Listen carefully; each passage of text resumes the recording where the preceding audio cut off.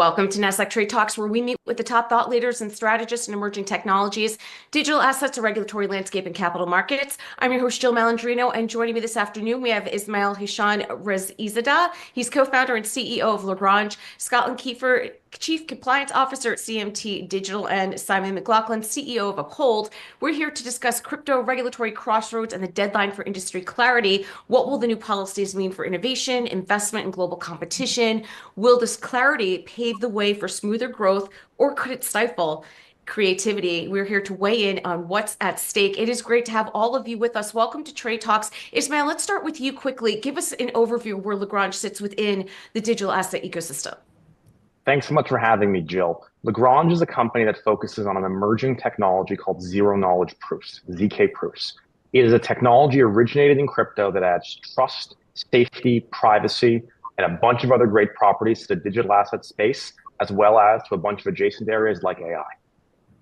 And Scotland, if we can get a brief overview from you as well, where you sit within the digital asset space.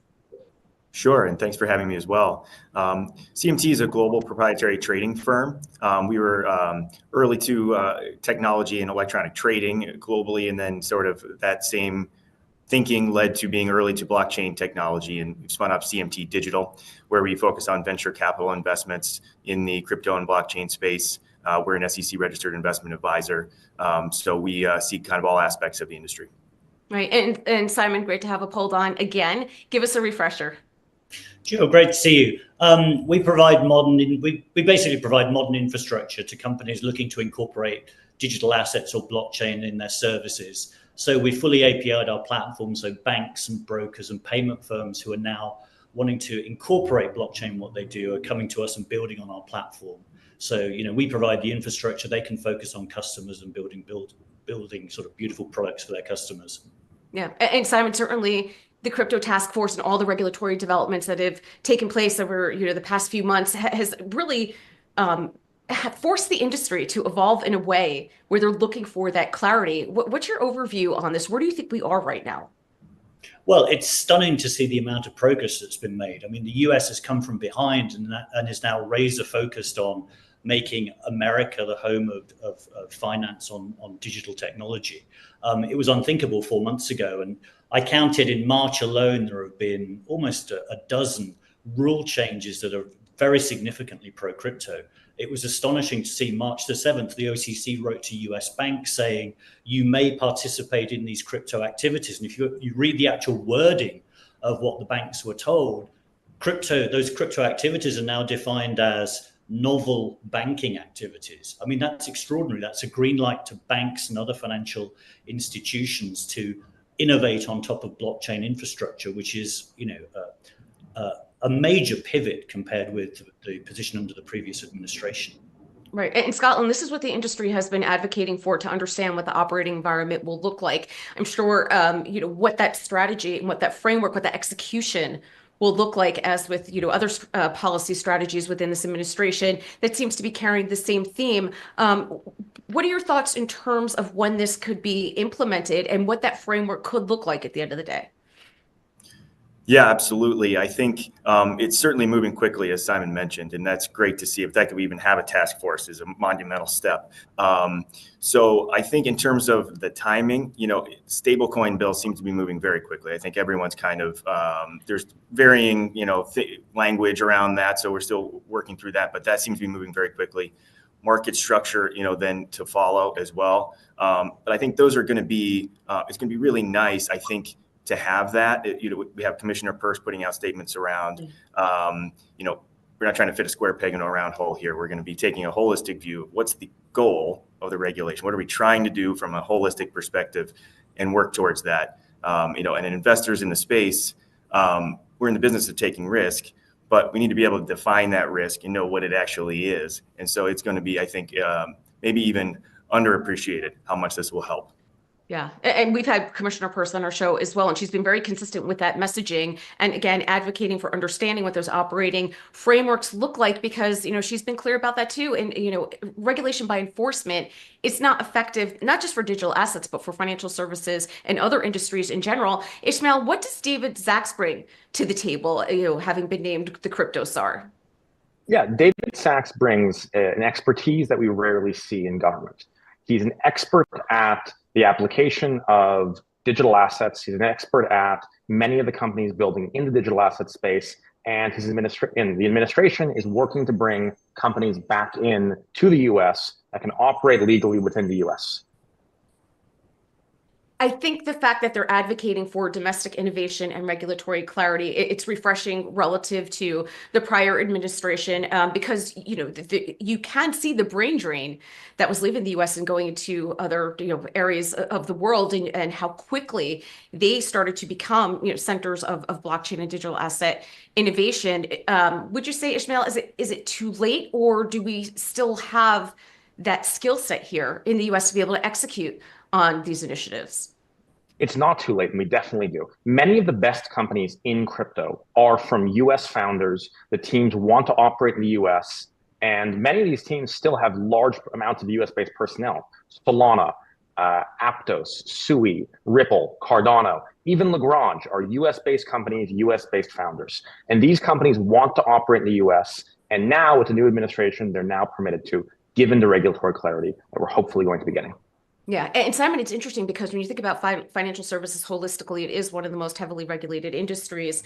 Do you think that there are concerns about perhaps the pendulum swinging too far one way or the other, where the regulations and framework become too stringent? I think so. And I think I would argue you're seeing that in continental Europe. I mean, MiCA introduces some really strict regulation around the travel rule, and I'm not sure how realistic the rule is in its objective. The price of regulation and clear rules is fundamentally heavy investment in compliance, risk, and governance. Mm-hmm. And I think that could lead to market concentration, i.e. the big crypto firms have already set up bank-grade compliance functions. But if you're a startup in this space, it's now much harder to innovate. These are expensive operations to set up, so the barriers to entry become greater and tend to favor the companies that have already reached scale. Yeah, and that's a great point that you bring up, because whether you're talking about MiCA or the EU AI Act, where to your point, the framework is much more stringent, and it makes you wonder, is it going to be like GDPR? If you want to operate or get data from anywhere within the EU, how you're going to have to comply with that, because to your point, there is a high barrier to entry, and some of these firms, especially startups, don't have that the skill set or the man or woman power to be able to comply with that. Scotland, what's your thoughts around that? Trying to, I mean, not that there'll be global jurisdiction cohesion, but it does make it tough when you look at what the EU is set forth with. Yeah, absolutely, and I think Simon made a great point around how just the proliferation of all these different rules. We talk about, a lot of times we focus on the SEC, but it's not just the SEC, it's Treasury, it's international regulators, it's all these different things, and all those things combine to really kind of have a chilling effect on innovation. And that's not what I think when we talk about investor protection and all that. I think that's probably not what we want. So I think it's we certainly don't want to have bad rules or anything like that, but I think laying down clear markers and understanding the holistic approach to this, I think that's where, to your earlier point about David Sachs, and having somebody that can get all the players together, I think can make US the most competitive place to do that, where we have it all kind of streamlined together. Yeah, and going back to the AI parallel that I had drawn before, some of these frameworks are already in place. When you think about, KYC as an example, just, general data and privacy rules and governance, they exist already. So perhaps a whole book doesn't have to be rewritten. I mean, some of that framework is there. I just hope that we're not too late when it comes to coming to the table with innovation and technology and having that stymied when some of the frameworks actually do exist already. It's a great point, Jill. I mean, to give you an example, in Europe, a little known clause in MiCA allows any MiFID authorized firm to simply notify their regulator that they want to support crypto. They don't need a license. They just need to notify their regulator. So you've got 5,500 MiFID firms that are currently broking equities and bonds. They can add crypto overnight. We're seeing a lot of inbound from those kind of firms looking for crypto infrastructure providers to get them into crypto quickly, because if you try and build it yourself, it'll take 3 years. Whereas you plug into somebody else's APIs, you can be up and running in 3 months. Yeah, I mean, which would be great too, because that would also be a catalyst for what we're trying to do within the AI space as well. If you're able to show that it works with crypto, it can also apply to a number of different industries in where we've drawn those parallels. Ismael, I want to also bring up the point. At the end of the day, this comes back to customer protection and market stability. The longer this plays out, the more that gets impacted. Yes, that's totally true. And I mean, look, the US is already the AI capital of the world, and it will remain the AI capital of the world. And we're moving in a way that the US will become the crypto capital of the world. We need consumer protection in place the same way we have for data, for structuring any type of intricate products that are being offered. But once that's in place, the industry is going to excel. I mean, crypto as a whole is already denominated by the US dollar with stablecoins. Yeah, and I would even argue that it's not necessarily, the beginning of last year, having the spot products that came out, the Bitcoin spot ETFs, that certainly did provide a catalyst. I think at the end of the day, once we do get a regulatory framework out of the US, despite all the other frameworks that are available, whether it's EU, Southeast Asia, that are already in place, if you want this to execute at scale, it really does come back to the framework that gets delivered by the US. I mean, that is the next catalyst. And we're already seeing that. Definitely is. Yeah. No, I'm sorry. Go ahead, Scotland. So just to note to your point, that we're already seeing that with institutional allocators are certainly more well versed. I think kind of dipped their toe in, to your point about spot products and things like that. Now we're seeing more in-depth questions about, okay, what's next beyond Bitcoin? What about because we view this as blockchain as an everything technology. So while Bitcoin and those kinds of things are a nice story, we think, there's much more to it than that. And I think other people are starting to realize that. And, the tailwinds of regulatory clarity will really help. Yeah. I mean, Simon, from a portfolio manager perspective, when you think about custody and the products and platforms that are being developed off of that, you're seeing options on spot and other derivatives. I mean, what's happening with RWAs and tokens, that it could potentially be the source where you're getting liquidity from. So it is happening. I think that the infrastructure part of this story is perhaps leading the way to a certain extent. I think that's right. I mean, I think there was a pivotal moment yesterday, actually, where you saw a US bank issue a stablecoin. Now, I think that's something we're going to see by the end of this year. You're going to get stablecoin legislation in the US this year, maybe the market structure bill as well. But I think what's fascinating is the notion that US banks become issuers of stablecoins directly. Today's stablecoins are issued by fintechs who sit as intermediaries between users and the banks holding the collateral. But it's fascinating to think that banks could issue stablecoins with consumer protections built in, FDIC insurance, reserve certainty, and that kind of consumer protection built into a stablecoin is exactly the kind of thing which could really lead to mass adoption. And I think we stopped talking about stablecoins pretty quickly. We just started talking about money. Yeah.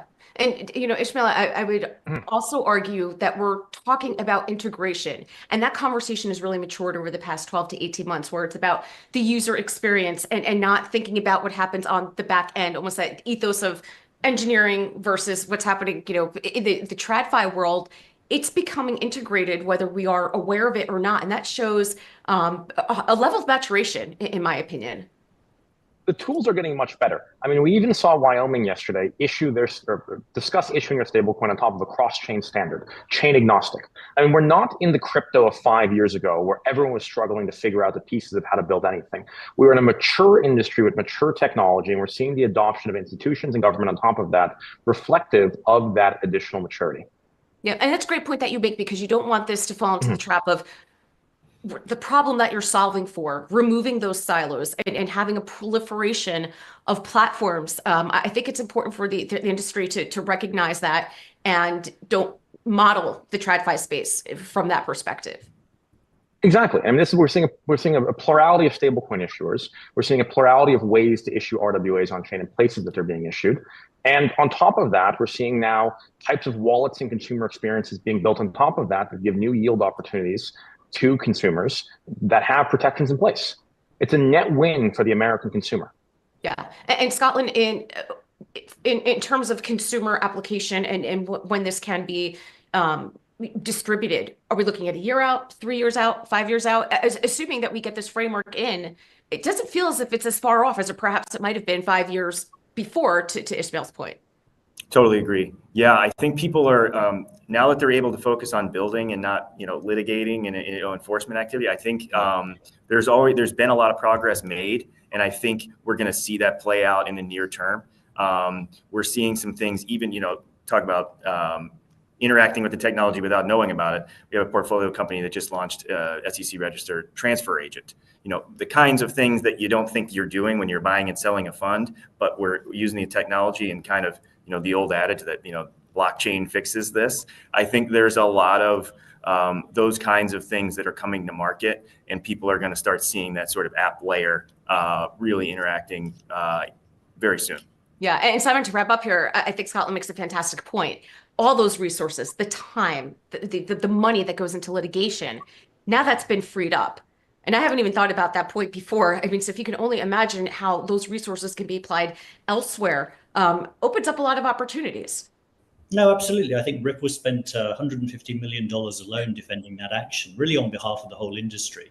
And, I think we all owe a debt of gratitude to them. But absolutely, we're emerging from 5 years of total uncertainty where, a lot of crypto firms operating in the US didn't even know if their business was legal. And you woke up thinking, are we going to get a Wells notice today? Completely different world in the space of 4 months where we can actually focus on building, and customer use cases. All right. And we'll leave it on a positive note, gentlemen. Appreciate the insight. Thanks for joining us on Trade Talks. I'm Jill Malandrino, Global Markets Reporter at Nasdaq.